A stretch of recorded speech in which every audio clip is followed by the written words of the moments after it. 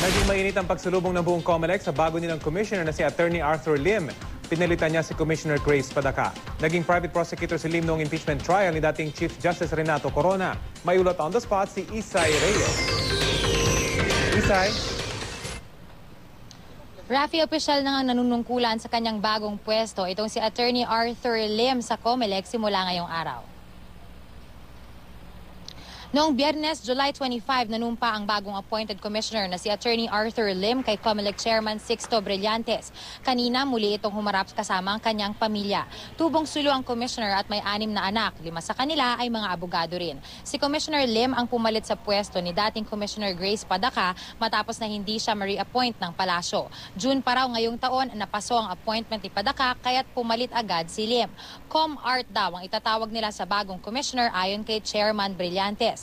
Ito ang unang araw ni Lim sa pwesto at kanina dumalo na ito sa flag ceremony kung saan binigyan naman siya ng warm welcome ng mga empleyado rito.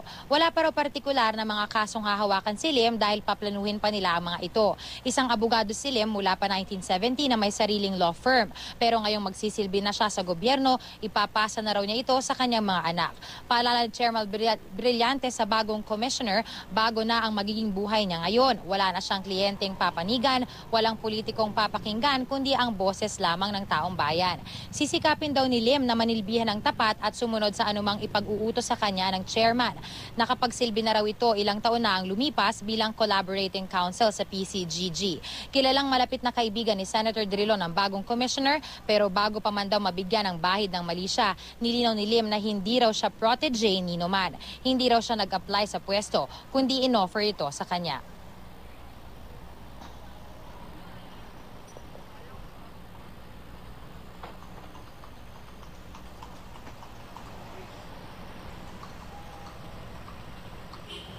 Okay.